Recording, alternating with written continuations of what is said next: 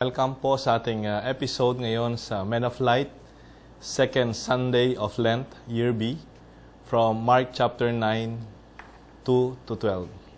My dear friends, the Gospel today speaks of transfiguration, ang pagbabagong anyo ni Jesus sa harap ng kanyang mga disipulo, mga kaibigan na malalapit sa kanya. There's a philosopher who said, the only thing that is permanent in the world is change. Parang kabaligtaran, no? Pero ito po sinabi ni Heraclitus, naalala ko nung estudyante pa kami.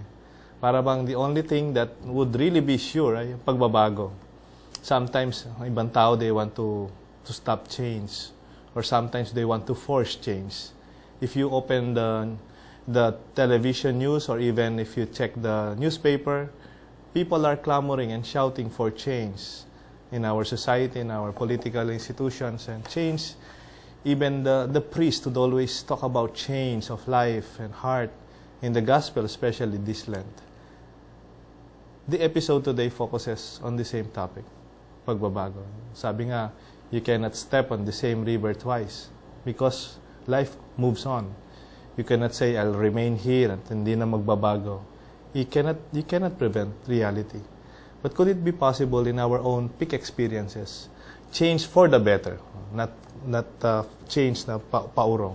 Change for the better can happen only in the context of the gospel today. That change happen when the people who are close to us are there, or yung peak experiences natin, the affirmation experience of being present. Kumisan po kasi parang pinupwersa natin ang pagbabago. Oy, ba't di ka pa magbago dyan? Tumayo ka na, ba't ganyan ka, di ba? Sometimes even for children, even for our teenagers, our prayers for change is something as if we want to storm heaven with our prayers to force a change in a husband or a loved one. But the context of change in the transfiguration today happened in the context of the presence of Moses and Elijah and the closest disciples of Jesus. May pagbabago when we are present to one another. Second, could it be possible that even the words of God the Father, who speaks very rarely in the New Testament, I think, kung hindi po ka nagkakamali, nagsalita lang ang God the Father dito sa Transfiguration and during the baptism of Jesus. And basically, they are almost the same words of affirmation. Affirmation that can change from the perspective of presence, affirmation that could bring change from the perspective of affirmation in terms of words. And lastly, can we also change other people when we do not only say to them what we want, but when we are ready to listen to them? Because God the Father said, "This is my beloved Son, with whom I am well pleased. Listen to Him." Even Jesus commanded His disciples not to talk, to be quiet, to be silent. Change happens also when we have the time to listen to one another. Ngayon po kasi puro bangayan, puro siraan, we all tell one another what should be done. But the gospel today gives us a clue, especially in the context of Lent. Let us listen to our gospel reader in this episode, one of our deacons. And hopefully we can appreciate our reading from Mark chapter 9, verse 2-10. Pakinggan po natin ang gospel, the transfiguration of Jesus. A reading from the Holy Gospel according to Mark.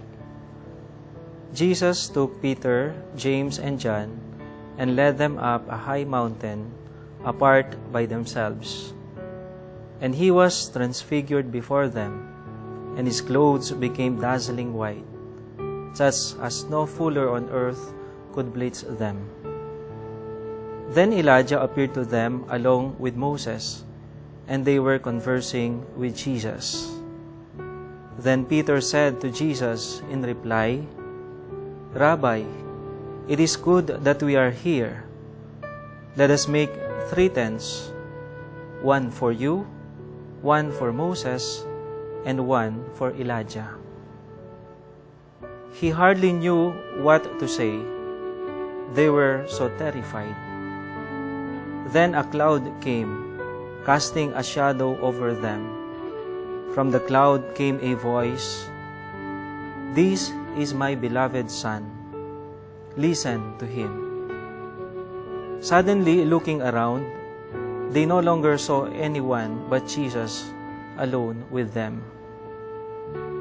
As they were coming down from the mountain, he charged them not to relate what they had seen to anyone, except when the Son of Man had risen from the dead. So they kept the matter to themselves, questioning what rising from the dead meant. The Gospel of the Lord.